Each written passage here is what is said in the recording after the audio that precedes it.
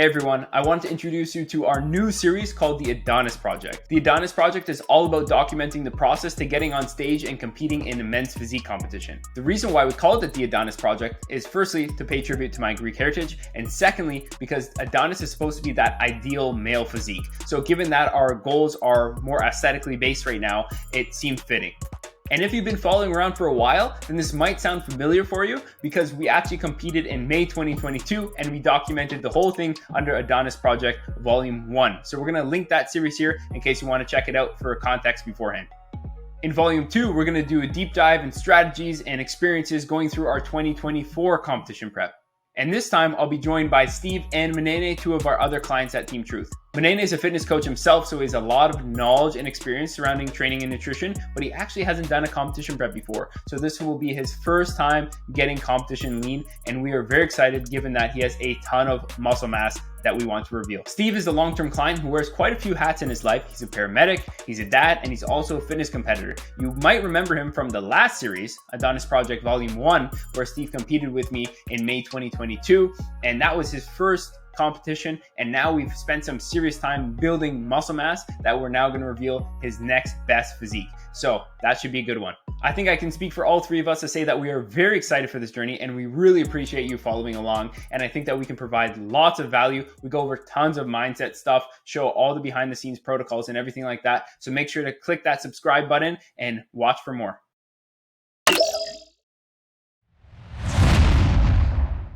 Welcome to Volume 2, Episode 1 of the Adonis Project. In this episode, Steve, Munene, and I will be touching on our initial insights going into the competition prep season. We talk about our starting points, we talk about our motivation going into the prep, and we also talk about the mindset strategies that we're going to employ when things get tougher.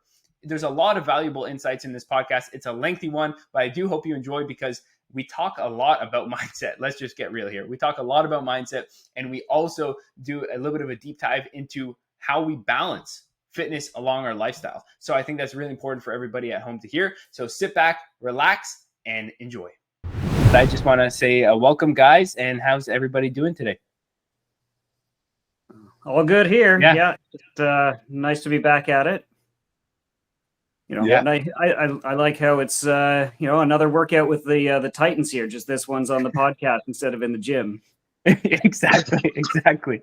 How about you, Munene? How are you feeling today? You good? Yeah, all's good, man. Thanks for having me, bro. I'm super excited for this talk and this journey. It's been the last day at least has been fun, exciting. Workouts have been good so far. It was funny. Yesterday I went in for a session. I was like, same as you mentioned earlier, you were gassed. Like you had some energy in you. You're feeling good and full and pumps are good. Then I went in today and I was like, oh, damn. Dumbbell presses are usually not this heavy. Like, I was like, why is my left hand, and I could just tell I didn't have as much food or carbs in me. So, but no, it still was amazing. Like, I'm glad. Ready for the talk, man. Yeah, and that I kind of want to break down this first initial phase because, and we can kind of give our own anecdote. And I know we're only 2 days in, but personally, I feel like the first week is a bit of an adjustment period to the deficit. Like it almost takes my body like 4 to 7 days to get, usually like 4 to 5 days to get like really adjusted to the deficit. And I find like hunger is almost worse right now or more prominent right now. And like training feels a little bit off like in the first few days compared to even once I'm leaner and further in the cut, just because my calories are like compared to my bulk are significantly lower. Right. And we can talk about that as well. So that's my personal experience. But like, I think just being very strategic with meal timing, volume eating, like choosing good volume foods, timing things properly around training and just like sucking it up as well. And having that kind of mindset and just like, it is what it is. Just what I always say in prep is like, never complain about it because this is a choice. That's kind of like how I phrase in my head right from the get-go. This is a choice. A lot of people do not even have like, the resources or the availability to do something like this. And we do. So it's coming from a place of gratitude. It's hard to be complaining. We can say it's tough. It's okay to admit it's tough and have feelings and be a real human being. But you can also say, hey, I know, and deep down, I know that I can't be really complaining fully because like this is a choice, So that's kind of my mindset going in. What about you, Steve? What do you think the kind of initial phases here? What's your mindset like? It's similar to yours in some ways, like you said, just the appreciation of just being able to be in a position to do this. I find since we did the competition last year, and we've done a couple of kind of little mini fat loss phases. I'm not feeling it just yet, but the first 2 days have been busy with work, so my first workout's tomorrow morning. So we'll see how this week really kicks in. But yeah, like it's the adjustment, right? Like I've gotten used to the extra. My meal plan has tried to stay fairly similar, but it's the extra snacks. It's the other, the Rice Krispie square, the little munch, just to kind of get the in-betweens. And that's always been my problem with snacks. So it's readjusting to the time frames now. Like, when do I eat? I actually have to calculate when I want my calories in. So that's what I find the biggest adjustment in this first couple of weeks is getting out of that kind of, I don't want to call it a lazy approach to nutrition. Laissez-faire. Yeah, the laissez-faire. It's classy, right? But just getting back into a routine that's a little bit more focused on everything else. Like the last 6, 8, 10 months, we've been focusing all the effort around the weight training, around the workout sessions. Now I have to do that plus try and get the food and timing right, and just readjusting that whole mentality. So that's what I find the first couple of days, and then I know the first couple of weeks will be a bit tougher just with that. But I don't know, it's exciting to do it again, and just exciting to see where what we've put on, right? We've really focused on that. So I'm excited. Oh yeah. I'll touch more about like progress in a second. I want to save that for a different discussion, but for sure, very, very exciting. I agree with you, Steve, on all those. How about you, Munene? What's kind of where's your mindset at right now in the initial starting point? Man, this thing's whack. No, I'm joking, yo. I'm just so excited. Like, I think as you said, I'm coming from a place of gratitude, and even more so that I have both of you beside me. I just think my mindset is viewing this as, this is not just a competition prep where we're working on improving ourselves physically. It's so much more than that. The fact that you're going to be locked in, super focused on that one goal, just that focus can be carried or translated rather to other aspects of your life. And as you said, that's one thing I'm just thinking about. I'm just focusing on overall growth physically, because I know as a byproduct of that, other things are going to improve as well. Workflow is going to improve, business is going to improve, relationships are going to improve to some extent, because you're really focused on giving it your all.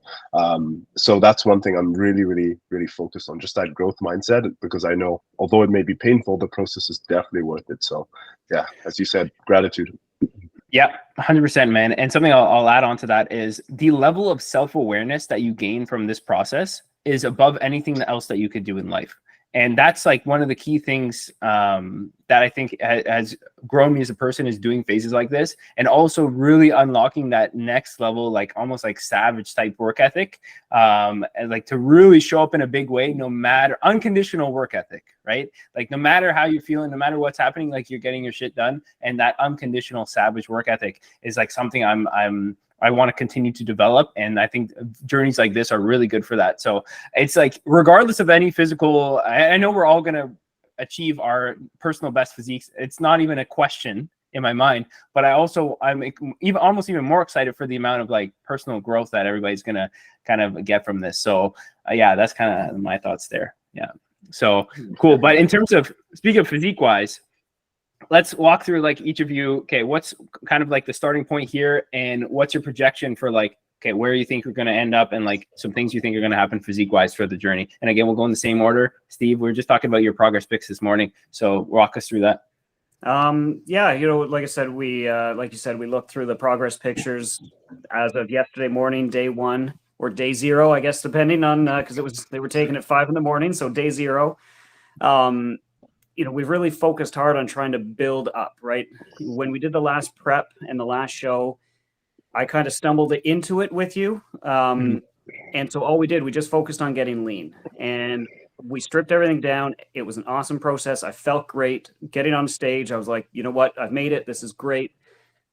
But then I looked at it and I'm like, okay, there's not much there. It's just I've gotten lean, but there's not a lot of substance. So I wasn't thinking necessarily of another show, but it's hard to say no when you got these two guys, when you guys pushing in there. So now the goal is to really like show off what we've tried to do. We've, it's the first time I've ever done focused weight specific training for such an extended period of time. So, we found significant increases across the pecs, the lats, the arms, the tris, like everything that we have wanted to try and do.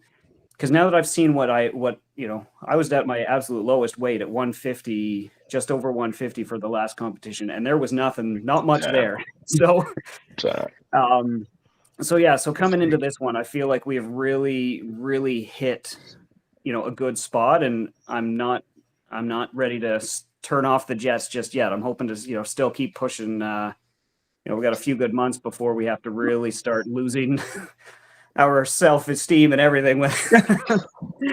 But no, before we really start digging in and eating away at everything, it'll be, it's nice to see that I'm starting from a much better place. I'm basically the same weight that I was last January when we started, but I'm considerably bigger. I fill shirts out in a better way than, when we first started working together a couple years ago, where it was more in the bottom half. Now I'm filling shirts out through the top half, and it feels good. Yeah, just like that. Yeah, I honestly, we're gonna be posting your side by sides, even like your back density that I was just looking at today. I was like, what the hell just happened to this guy? Like, I always knew your back was a strong point, but your triceps immediately in this building phase just took off for whatever reason.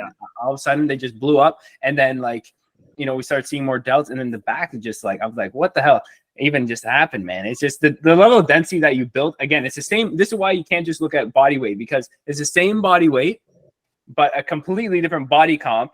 And even for myself, I'm like 5 to 7 pounds heavier than when I started prep last time, but I know I'm at a very similar level of leanness.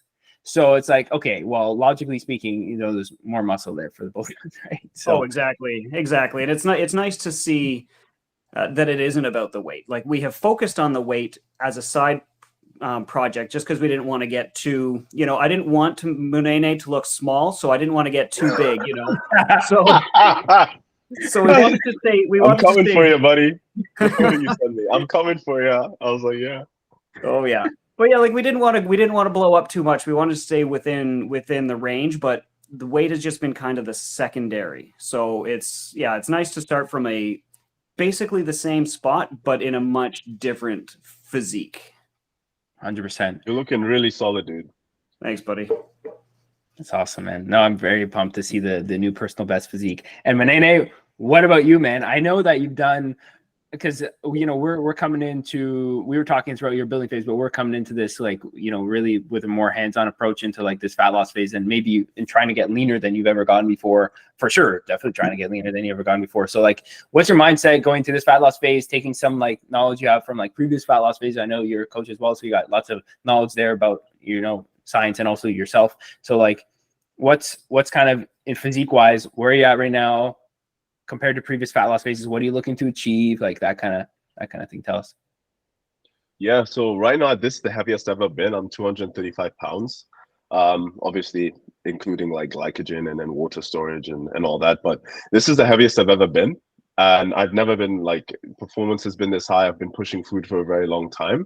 So actually, I think around, was it July, I started to notice signs where my body was telling me enough with the surplus. Let's remove some diet fatigue. Insulin sensitivity essentially was shot, meaning my body was storing more nutrients as fat as opposed to muscle tissue, and I was feeling lethargic and sluggish. So I was getting those signs, and I was like, let's just hold on, because I know prep is around the corner. So what I did is I held on, and right now I think I'm starting from a very solid place. I think I have more muscle tissue than I have before. The gaining phase has been very productive. And unlike you two, I've never really been through a competition prep. So this will be my first ever, show. So I don't know what it's like to be that lean. I've always stopped fat loss phases, or done fat loss phases rather, with the intention to go back into a gaining phase. So I've never had an intended outcome for a fat loss phase, whether that's a photo shoot or an event. or a competition. It's always been like, let's just strip the fat off and spend time gaining. So like in my 8 years of training now, I've only done 2 fat loss phases in my whole 8 years of training. One was when I was 20 and the other was when I was 22. So, and now I'm 23. So it's only been, 2 fat loss phases, but I think I'm definitely starting from a better point. And strategies, I would say that I'm definitely gonna differ from this fat loss phase from that fat loss phase. Is actually, we could talk all about like nutrient timing, food volume, all that stuff, but it's more so like lifestyle and mindset wise, which is just making things as predictable as possible, sort of removing as much emotion as I can, almost operating in autopilot, right? Just like, okay, turn my emotions off to some extent, not meaning that I don't express them, but this is what we're doing. We're eating these foods, whether that's the same food every day, which I don't mind doing. I think all of us love our protein oats. Yeah. we can have those frequently. But yeah, just like these are the foods I'm eating. These are the options. This is the training I'm doing. This is the time I'm waking up. This is the time I'm going to bed. This is the time I'm going to the gym. This is when I'm doing my work. Just getting into a very predictable routine is a strategy that I definitely want to bring to this. 100%, man. That's and I mean, Steve's heard me preach about routine building for the last 2 years straight. I mean, that's all I talk about, right? But there's a reason. There's a reason, right? It's so much less stressful when you have a repeatable routine. It's so much less stressful. And usually in life, I mean, if you have a bit of a differing schedule, like some of us do, you almost have to have like 3 different types of days that you have a blueprint for. So like, for example, Steve, he's a paramedic. He works shift work, which, God bless you for being able to manage this while doing shift work. But it's like, you almost have to have like, okay, here's a day shift. This is my framework for that day. Here's a night shift framework. Here's a day off framework. Here's a day with the kids framework. So it's like you have 3 or 4 different frameworks, depending on the type of day. And you say, okay, I've created a framework for each one of these. Let me just apply it here. So you don't have to continually decide, okay, if this, then I have to do this. And if it's this kind of day, then what am I going to do? Like no thinking. It's like copy and paste day to day. And I think trying to replicate that can just remove so much stress, right? And I think both of you guys are really good at creating routines. So I'm very excited about that. It's so funny that you say that. Oh, sorry. Oh, no, go ahead, Munene. It's so funny you say that, because that's something I always tell my clients. I'm like, predictability can breed consistency, because when things are predictable, there's less guesswork, and when there's less guesswork, you're not freestyling, and then you don't get stressed, as Parris just alluded to. You don't think about, there's no what ifs. It's like you're not leaving any room for error or guessing, right? So just the fact that predictability can breed consistent action is so powerful, and I feel like that's all something we're trying to apply. But yeah, sorry I interrupt you there. Oh, no worries. That's it, right? Like, I think the hardest parts from last year, when it really got into it, was going on the fly. If I set up my week for the first 4, and days 5, 6, 7 were less set up, I found so much stress.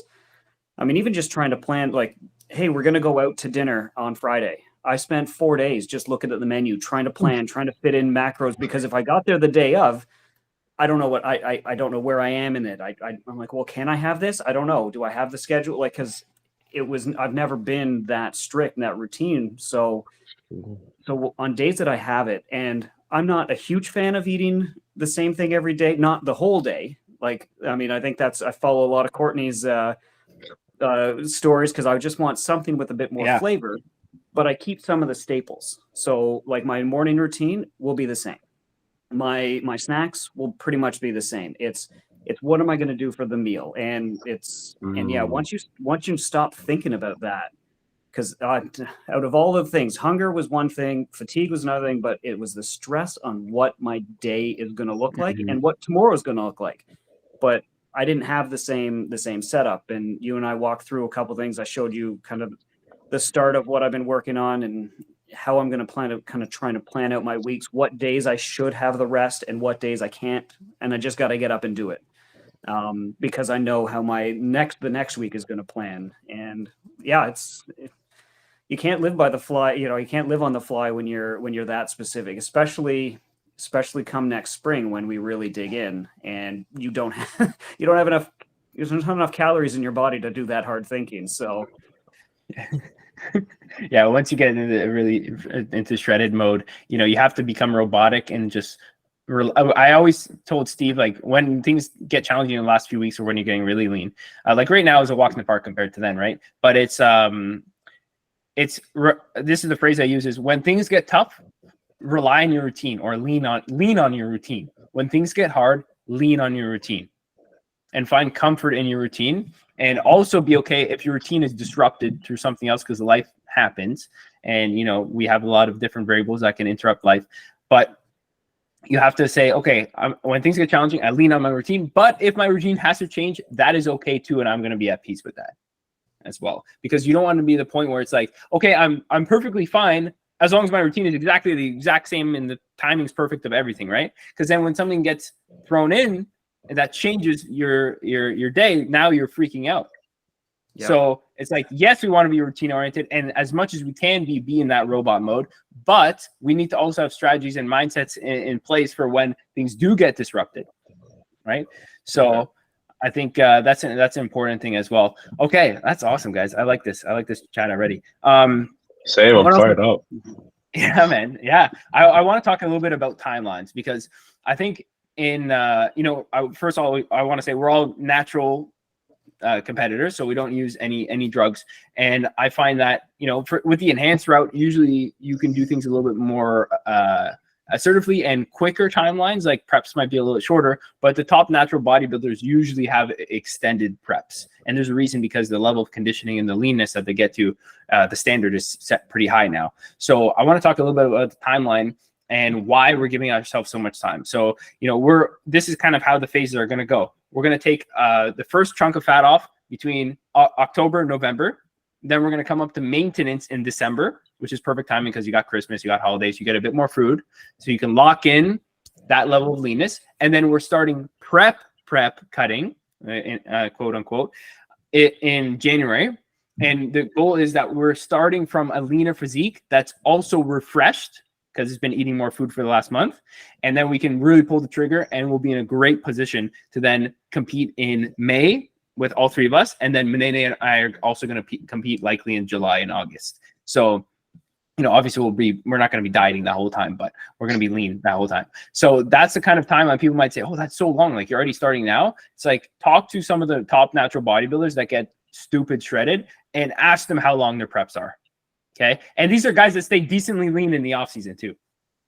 Oh yeah. I can see, I'm excited for this different setup, because like I said earlier, like I was about the same weight. I think the start of the prep, I was 178 and I finished at 150. And that was January 1st to the second week of May.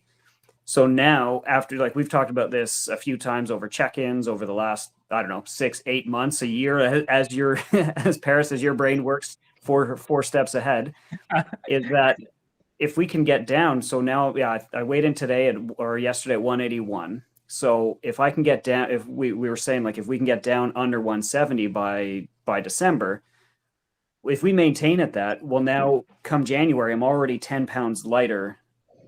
And I have to and the goal is to try and get down to that same leanness. So I have 10 pounds less, but the same amount of time to do it in. So I feel like it won't be as stressful. You know, I won't feel as behind the, like I found like I was behind the 8 ball until about the end of April. So like up until the last like 3-4 weeks, I still felt like I wasn't there. I wasn't as lean as I wanted to be. So I'm excited to feel like we're ahead of it this time. 100%. And also, like, I think that just that also gives us enough time to throw in diet breaks and maintenance phases and deloads. Like, when you calculate all those incorporation of those fatigue management things we can talk about, or psychological kind of buffers, we can call them, or help, it extends things a little bit, but you want to be smart with those as well. Because again, our job is not to be a bodybuilder. Our job is to either be an awesome paramedic, or be a student and a business owner, or be like a business owner for me full time. So it's like that has to take number one priority, right? Agreed. So yeah, Munene, have you ever I guess, what were the length of your previous diets, and have you ever utilized any sort of maintenance phases or diet breaks or anything like that, or refeeds? Yeah. So you want to know something really funny? I've probably only done like, for myself at least, I've given myself some diet breaks, and they've been during my deloads. So I just bring up my calories to maintenance purely from carbs, mostly from carbs. I just bring up my just during my deloads, but I've probably programmed more diet breaks than I've used myself for clients. But yeah, I just think they you're right. It's just very good to just get that fatigue off, bring your food back up, just give you a bit of a break, and then dissipate that, and then you go back into your training now feeling a lot more refreshed. Performance is better. Hormonal regulation can be a lot better too. But yeah, I just want to say, like, the level of thought that you're hearing Parris talk about here is there's a lot of thought that goes into this. He was actually he had told me, I think, when Parris and I met in 2022 last year, so around September, through at a mutual friend's birthday. We met there, and then we started to get know each other better, and we met, I think, again in November or October, and then November. And he's like, "Yo, you should do a prep with me." And I was like, "Sure, man. Yeah, like, let's do it." And he was already talking about strategy, and like, we've been discussing it, and it just goes to show that there's a lot of thought going into this, man, and it makes sense why you're really thinking about all these variables. It's not something it's different from a fat loss phase for sure. It's like extended. Oh yeah, we're not just stumbling into a whim of Parris's whim here in October. I think I had the same conversation with him back in January. He's like, okay, so we're gonna do this for 6 months, then we're gonna do this for 6 months, and then you're gonna do this for another 6 months, and on October 2nd we're gonna start this. It's like, okay, man knows. He knows his just stuff. plug it into my calendar and I'll go. What are we doing? We're in good hands, Steve. Thanks, guys. No, I think it's my job to think like that. It's my job to be a long-term thinker, and it's also my job to think about these variables so that you guys don't have to. My job, I'm trying to take all the, like, reason why I have a coach too, and again, this is a whole different conversation of why coaches need coaches, but like, I don't want to think about it.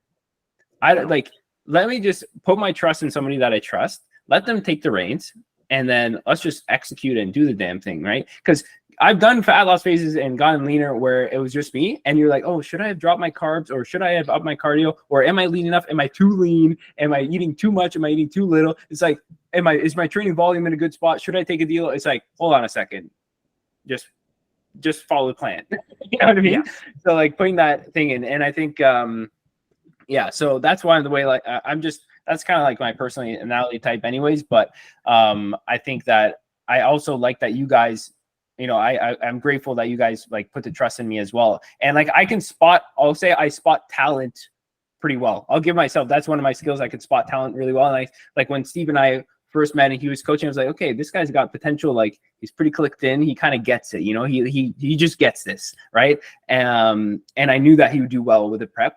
And like, I knew he could have that like long-term patience of that as well. So like, I saw that. And then when I met Munene, and first I saw the physique and the Gen X. I was like, first you said, look at the size of this dude. I want to train him. I was like, this would be like amazing. Like, such a blessing to be able to prep with this guy. And then secondly, I started talking to him. I was like, okay, this guy's also really knowledgeable, and he's very organized, and he has that forethought. Because in order to compete, you have to have a certain, I was talking to Munene about this a long time ago. You have to have a certain amount of organizational skills and a certain amount of like logic and problem solving almost, and like ability to navigate your day and navigate life while doing this stuff. So there's a certain kind of level of thinking that you need. And I recognize that in him too, the same way I did in Stephen. I was like, okay, you know what? Like, we need to make this happen. And so, yeah, I don't know where I was going with that, but that's kind of my mindset with that stuff. Oh yeah, definitely. I think one of the things that we talked about back when you and I first met was that exact thing. Like, I put the trust in you to tell me what to do, and you put the trust in me to execute, right? Like, it's totally a two-way street. And when it comes down to real nitty-gritty stuff, it's even more so. Like, I'm aware of what macros are and I know how to get them, but I don't know what, like, I wouldn't, there's whole books and courses on how to do this and how to set up a program. I mean, before you could sit and spend hours and days on the internet trying to find a plan and a week and how to set it up. But until you have somebody that you can actually have this back and forth. And then to the point where, yeah, you just tell me what's going on, we'll do it. And if there are any issues, well, let's see what we can tweak, right? Like it's not the hard, fast, set in stone, but you have set up the foundation, right? You have said, this is where I think you should be in this amount of time, and let's do it. And we're like, okay, but it's got to go both ways, right? Mm-hmm. Absolutely, man. Absolutely. And that's why, like, again, I wouldn't throw everybody into competing, right? I wouldn't throw everybody into competing. But I know the kind of people that could do well. So I think that's cool. I think that's really cool. Yeah. What do you think, Munene? Like, this is the first time you've had kind of somebody handle your stuff. And I like, on a side note, I think a lot of coaches, our ego gets in the way, right? Like I did a few fat loss phases like before I hired my first coach, and I hired my first coach when I was like 19 or something like that. But sometimes our ego can get in the way, and we're like, I know all this stuff. Like, I may as well just do it. So like the first time of you having a coach, like, what is your mindset with that? And like, how did you perceive that? And like, you know, putting the ego aside to like, you know, allow it to be a team effort versus just you. Yeah, no, that's a really good question. I definitely agree with your point where sometimes we can notice our ego getting in the way. And it's like, for example, if someone's talking about something you're proficient in, you may like, oh yeah, I know. It's like, no, just like, even though you know it, just keep quiet and listen. So I think that kind of mindset is like, I told Parris, like, I'm pretending I'm not a coach. Obviously, I'm pretending I don't have knowledge. Not that I won't apply it if I face something or I'm in a situation where I need that knowledge, but it's like I'm coming in with full, like, open ears, ready to learn, because there's a lot of things that you can learn. You never know it all. There's always something you can gain, is the mindset I love to have. No matter how advanced you are, there's always something to learn. So that's what the mindset I came in, and I'm just ready to learn from Parris. You know, he's obviously a very knowledgeable guy and he's a great coach. So I'm coming with open ears and just knowing that, okay, there's two hats. Don't wear your coach hat. You're a client now. You're not a coach. So you're here to be open. You're here to like ask for feedback. Am I doing the right thing? And part of it is just recognizing, as Parris alluded to earlier, was, you know, when you have a coach, there's that emotional aspect. When you're doing things alone, it's because it's you, it's a lot more emotionally driven than objectively driven. 100%. Especially when you're that lean and your hormones, because we need to talk about how the physiology interacts with our psychology. So sometimes if, let's say, your dopamine levels are low, serotonin levels are low, whatever, the neurotransmitters or the happy chemicals, let's say, quote unquote, or, you know, the ones that make you motivated, if your hormones are already, you know, not where they used to be due to a caloric reduction, and then now you have to make a decision about, should I adjust it, should I not? Like, should I? Nah, I'm just gonna do it. And then you start second guessing yourself and getting in your head, and then you can make an emotional decision. But if you outsource that, which is why Parris is outsourcing his to a coach, and Steve and I are outsourcing that to Parris, so that we can just take action, and then you have faith in your coach to deal with the protocols and the adjustments and all that stuff. So that's sort of the mindset I'm coming into this. Just be an open listener, ready to learn, ready to implement, and then just like, that's it. I love that, man. The objectivity. And sometimes, like, each fat loss phase, I tend to learn something new about myself. And like, you know, I for this round, I'm working with a new coach. And I think that I know I'm going to learn from him, and he's going to have a few different ways of doing things. I'm going to be like, that's good. Or like, you know, I'm going to implement that too, you know, and you just keep stacking these knowledge papers in the back of your mind. Right. And I think that objectivity is really, really nice. Cause as you said, when you are in that point of lean, you also have to realize that your perception of yourself is off. So you're going to wake up and be like, I feel like I'm kind of fat today. But then you look back on those photos, you're like, damn, I was like shredded. What the hell was I thinking? Right. So, but you need that objective eye, because you might be like, I'm fat. I need to do more cardio. I need to drop my calories. I need to do whatever. I need more time. But then you have the objective eye to say, hey, okay, you're right. You're not fat, but we do need to pick up the pace. Or you say, why are you freaking out? We're like right on schedule, or we're ahead of schedule. Right. So that's the objectivity that comes in. But the good thing is, even though Munene and I have more recently started working together, I have all his data and I know a lot about his body because we've trained together a lot too. And I know a lot about him. So I had a lot of context going into this. And for Steve, I have all his data from the past 2 years, right? So it's like, I have the data and I have the context, and it makes my decision making a lot. There's no testing that we're going to, I mean, there's a little bit of testing, whatever, but like we have a lot more certainty and confidence in any decisions because we have the data and we have the context, you know? Oh, definitely. Yeah, love definitely. that. That's awesome, guys. Yeah. Yeah, you're in a good position because you're not like, you're looking back at the past data and then that can like confirm decisions. You're not like, oh, let's see if this will, because as part of as coaching, it's like we make, sometimes with the limited data, we need to make our best guess possible and then adjust after that. But now at this point in time, it's like you already have all the data from us. So you almost have to, you get to skip a large sum of that first step because you have all our previous data. So it's not like, this is the best calculated guess based on evidence, based on levels of thinking, experience. But now you're like, okay, so you guys have given me all your data, which is dope. So you can look at that and then create the protocol and just make this so much easier for you as well. So I think that's dope. Yeah, it's cool. 100%. And we're going to continue to collect tons of data during this prep too, which is good. More data. That's awesome. I want to talk a little bit about like more mindset stuff because you know I like to talk about that a lot. And I want to see like, yeah, I know you like that too. I want to talk about like what are you hoping to get out of this process? I know we talked about, you know, personal growth and stuff like that, but like, what do you want to, apart from achieving like an amazing Adonis level physique, you know, Greek god physique, like what, or Kenyan god or whatever you want. Who am I to post, you know, paste other things on people to tell them who they want to be.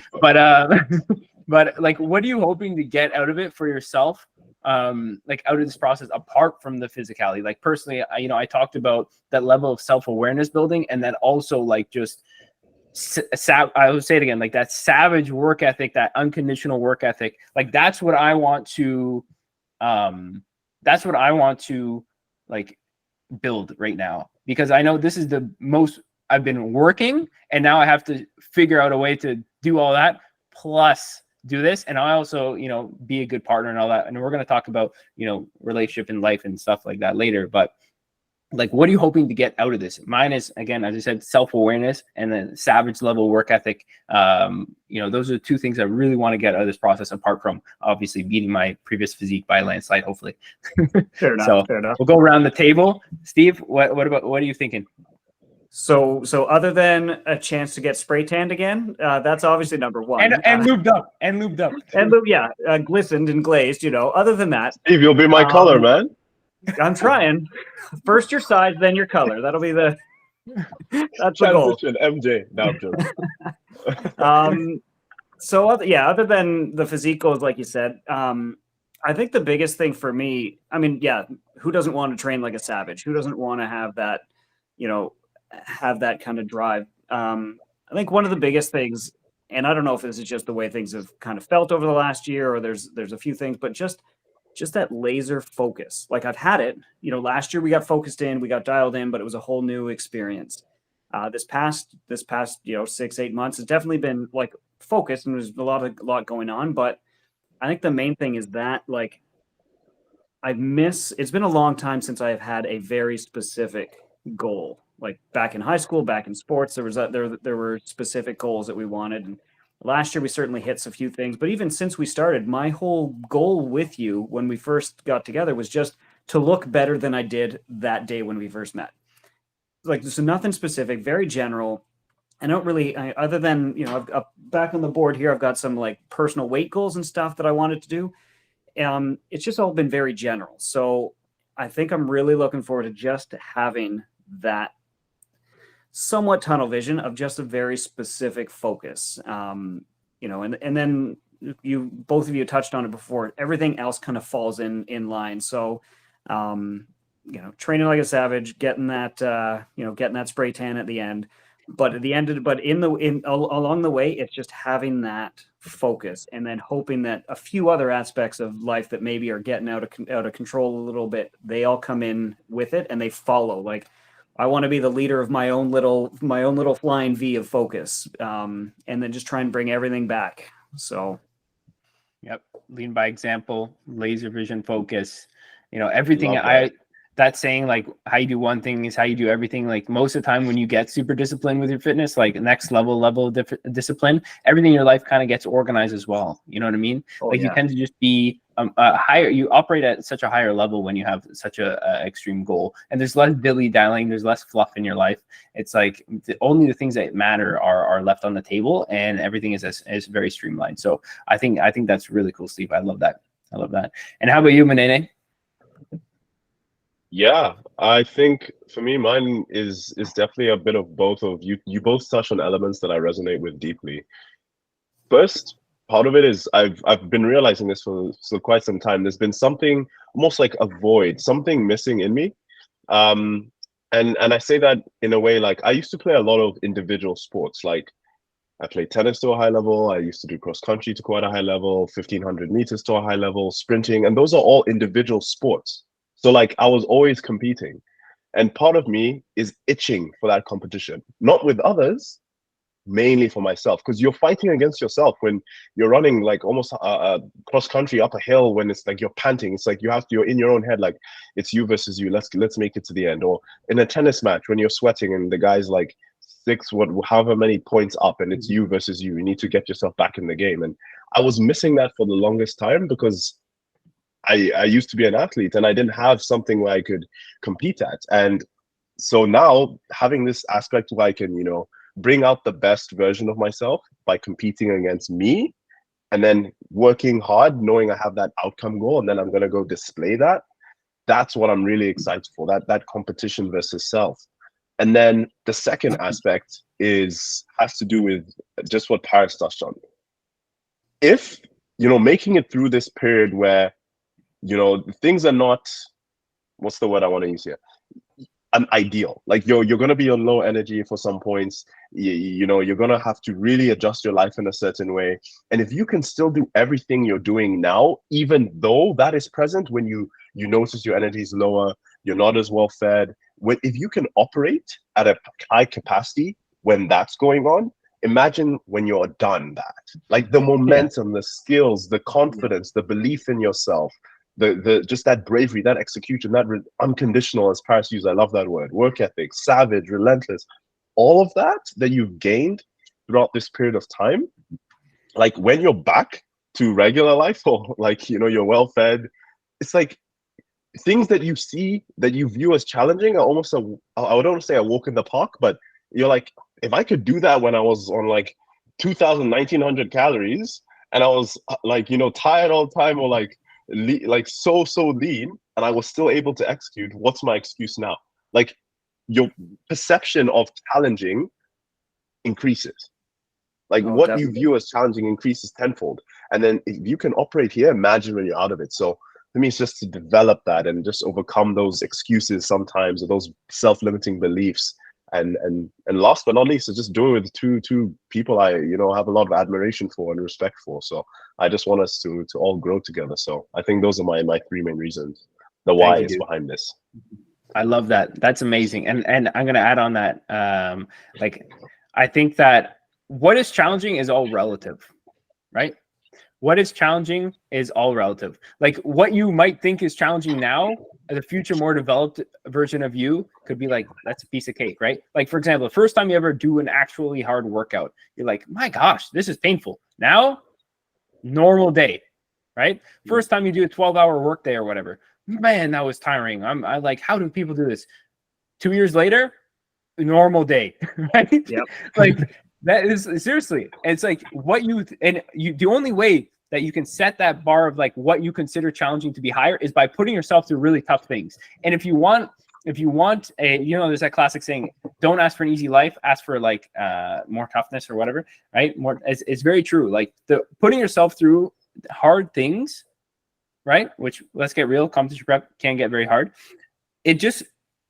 It develops you as a person, and it makes, as you said, raises the bar on like what you actually think is challenging. Like what most people are like complaining about and thinking is challenging. Oh my gosh, I did this. It's like, not to put them down, because hey, it's all a matter of perspective, but like you might not think it's so challenging anymore, right? When you put yourself through tough stuff. And also going with the mindset, like there's so many people that, and this part goes with the place of gratitude. There's so many people that have such difficult life situations, and we are so blessed to be born into the environment we were born in, into the location, into the safety that we were born in. I know we all come from like relatively decent family lives as well, like all those things. So who are we to complain and not challenge ourselves when we're being gifted with such an optimal opportunity, like from birth almost, right? Oh yeah. So, very powerful mindset. And it's funny you say that too, because it's like, I heard this sort of quote, whether like you're religious or not, the knowledge behind it or the notion behind it still applies. It's like this person says, I asked for love, and then God gave me a heartbreak. Or I asked for happiness, but he made me experience depression. Or I asked for, like growth, and he gave me challenges upon challenges. And it's like, I'm asking for the opposite. Why are you giving me this? Right? But it's because in order to get that, you must go through this. Because that's how you learn. That's how you learn how to navigate. You learn how to focus and adjust. And I think that's what you said, Parris. Don't ask for an easy life. Ask for challenges. And I think we're all in that mindset where we want to embrace that discomfort.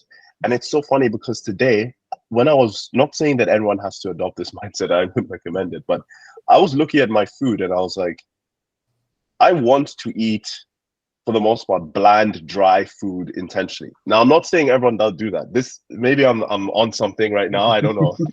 Could be whack. But I intentionally want to eat food that's not appealing to me sometimes. Obviously, I want it to taste good, but I intentionally want to be like, yeah, this is dry, and I'm going to eat it on purpose because I want to, build my tolerance for doing things that I don't want to do. Now, as I said, would I recommend that to a client? No. Like, eat food you like. But it's just for myself, and it's okay to be different between individuals. But I looked at that and I was like, yeah, I'm gonna eat this even though it's dry. I can put sauce in it, but I don't want to. Like, I could add, but I don't want to. I want it to be bland. I want it to be dry. Sometimes because you're doing things that are uncomfortable and you're leaning into that discomfort. Maybe that's a bit of a weird exple, but that's just something I thought of today. You're a savage, man. It's weird, you're a savage. Yeah. But no, I know what you mean, man. And something I tell myself when things are challenging, let's say you're hitting a leg day and you just run out of gas and you still got 2 exercises left, or you're hungry and I still got 2 hours until my next meal. It's like the future you won't really remember it was tough. Like you in a week, you're gonna be like, oh yeah, you remember when you were hungry for that 2 hours or when your leg day was tough? It's like kind of, but like not really, So Yeah. it's like you can kind of remember, but you can't feel that. So it's like everything is temporary, including the discomfort, but the growth you experience is lifelong. Oh, for sure. For sure.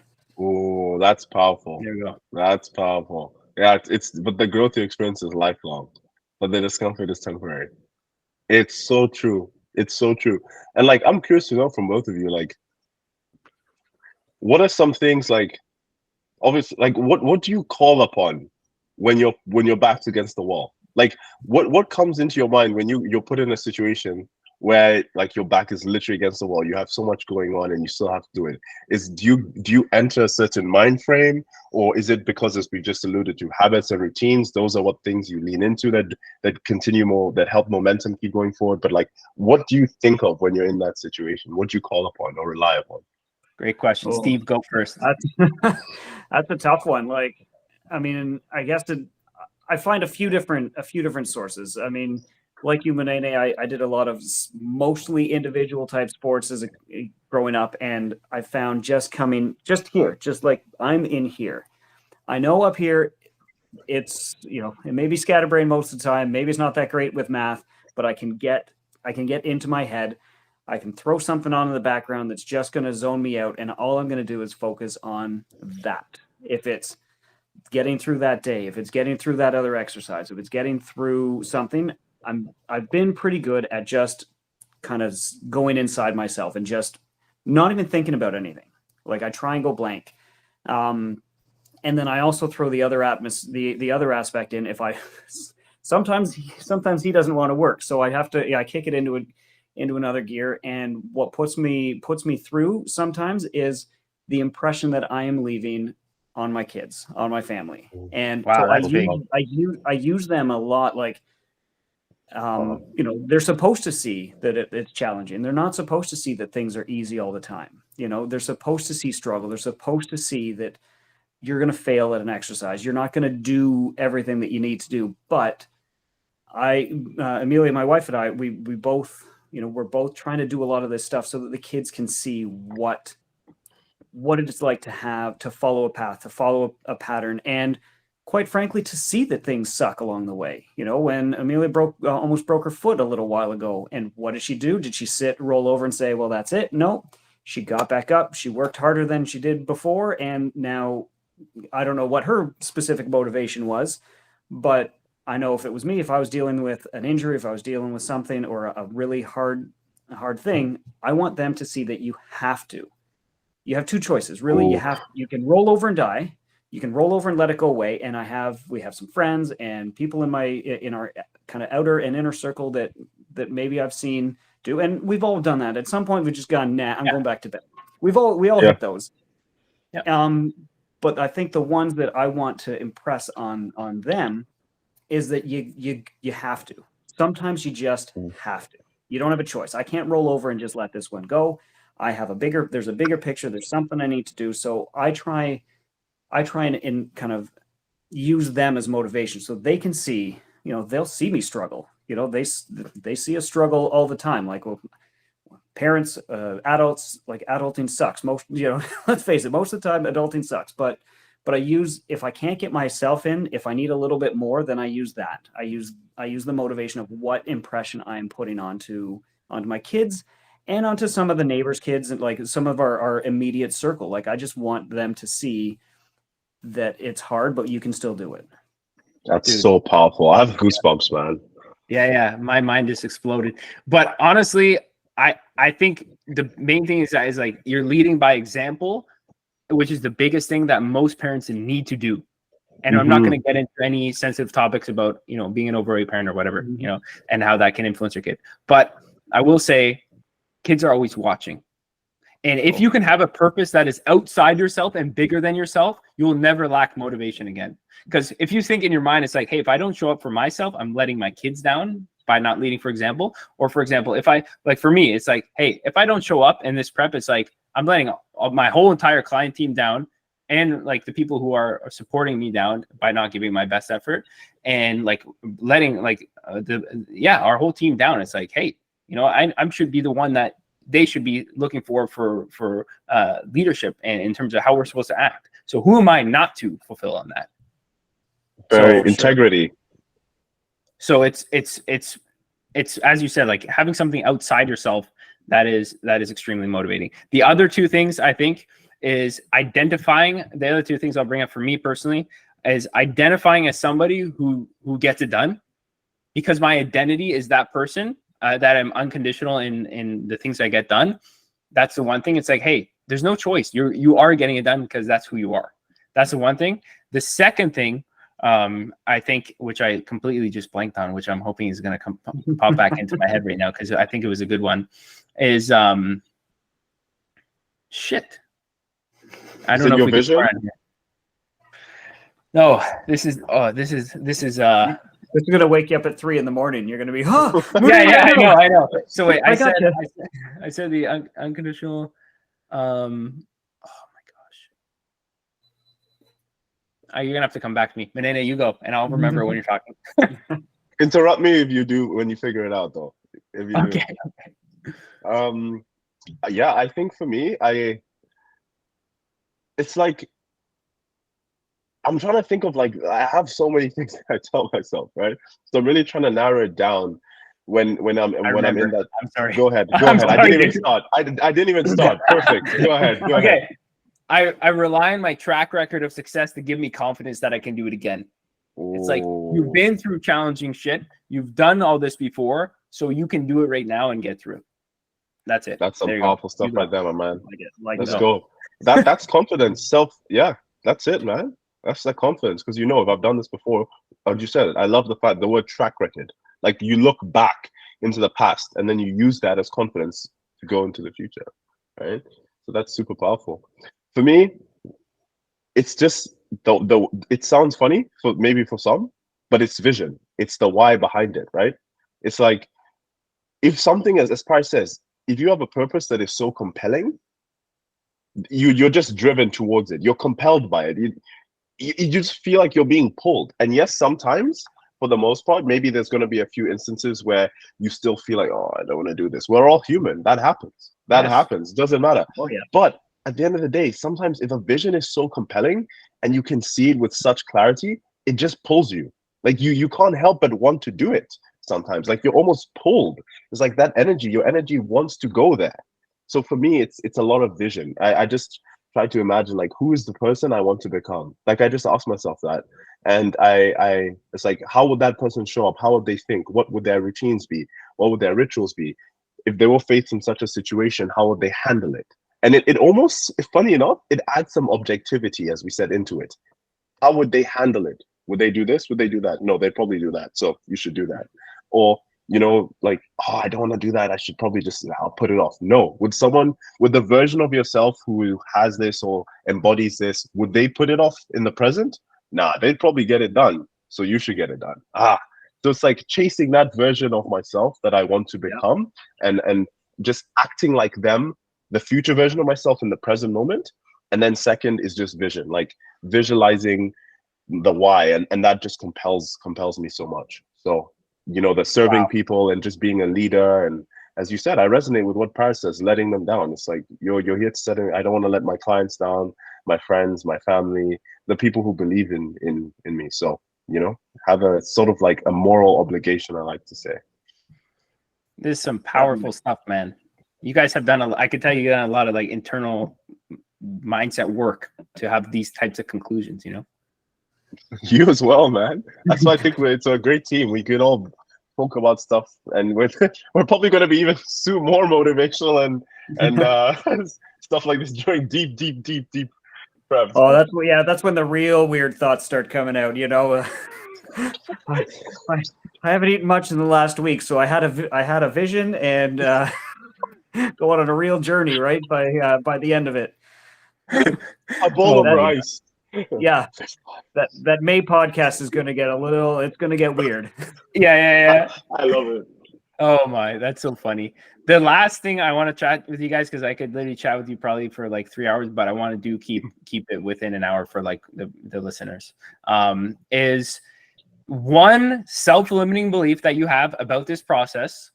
Okay. Self-limiting belief would be something you believe to be true, whether it is true or not true, that you think could potentially cause a barrier for you reaching your best physique, and how you're going to manage breaking through that. And I'll start first to give you some time thinking.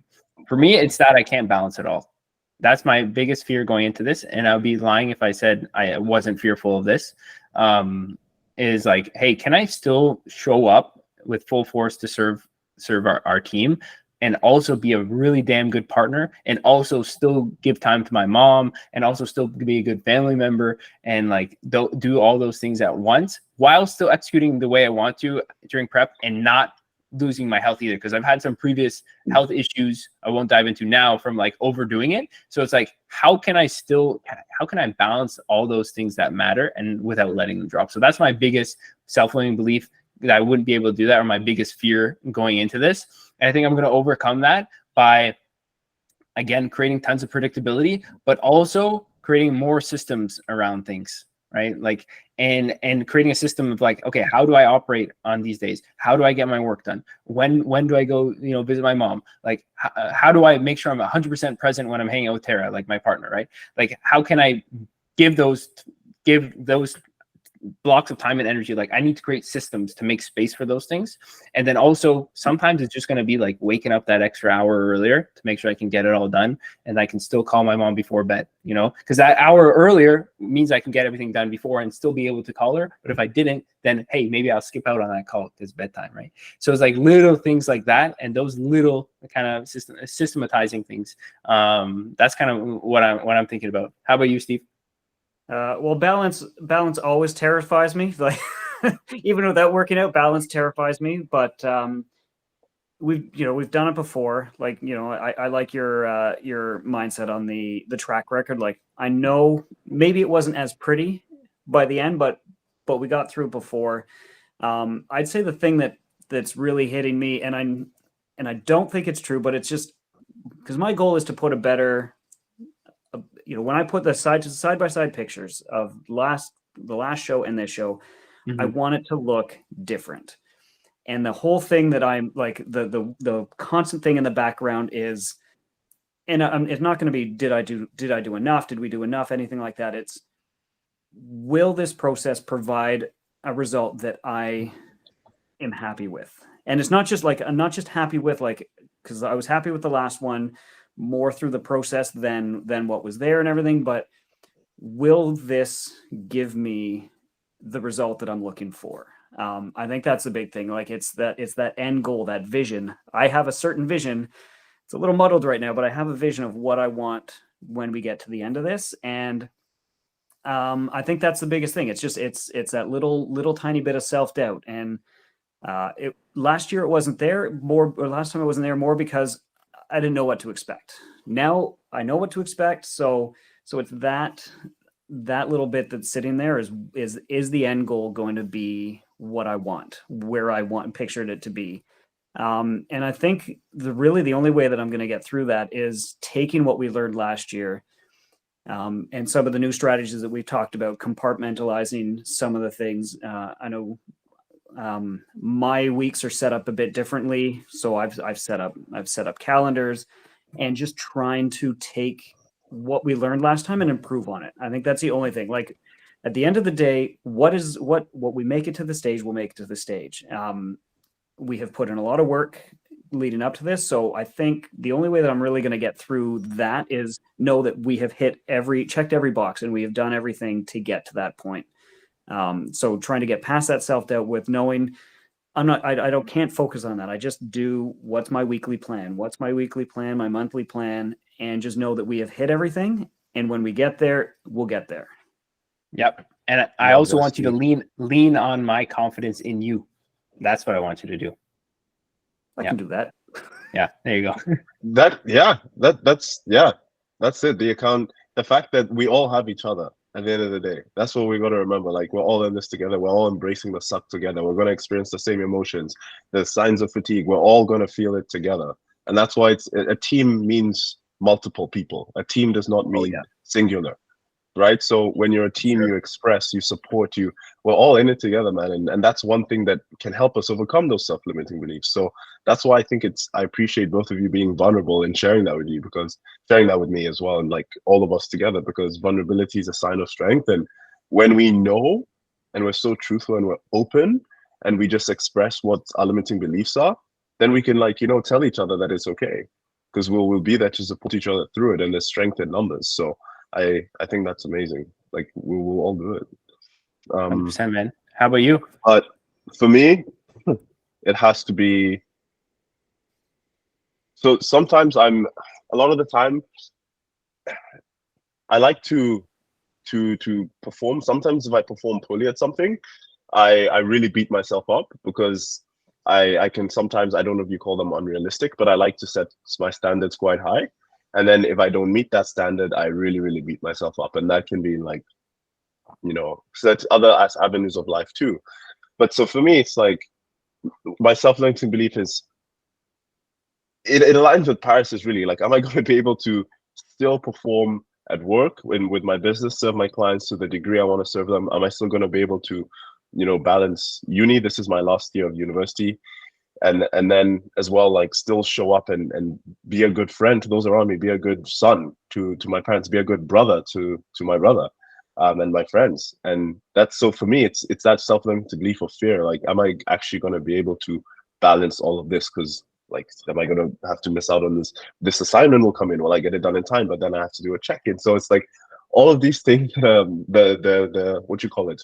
I don't know if we're allowed to, the B voice, not the boss voice, but your inner critic, we'll say. That's a better word. Yeah. The inner critic is trying to tell you, oh, you're not going to be able to do it. Are you really? Like, you're probably going to fold. Like, are you actually going to see this through? So I think that's the biggest one for me. And the way I'm going to overcome it is, first and foremost, I have a team, right? The two gentlemen I'm talking to right now, that's huge. Knowing that you have people in your corner who want to see you win and you want to see them win. So feeding off that energy and that support and love and everything, that's the huge one. Now, aside from just being on robot mode and setting up systems and being very predictable and all of that, those things help. But trying, and this is so much easier said than done, is just trying to turn my emotions off, like as much as I can. Try, at the moment I have a negative thought, I just want to divert that immediately and just like, oh no, do this, like just divert the emotional or the negative self-talk into the action that I have to do. So it's like, oh, you're probably not going to be able to, like, silence, mute, what were you doing? Mute. Exactly. It's like, mute. What do we say we're going to do? Look at the to-do list, look at the calendar, look at the plan. What does it say? You're going to do this from 3:30 to 4:30. That's what you're going to do, right? So it's like, oh, but are you really going to be able to? No. Look at the plan. What does it say? What are the foods? It's like having faith in the system, as you've just alluded to, Parris, and you, Steve. Having faith in the system and having that predictable nature, and then trying as much as you can. I'm not saying that I'll be able to do this fully. It's obviously hard, right? But when I have that thought, I just want to mute. What do I have to do?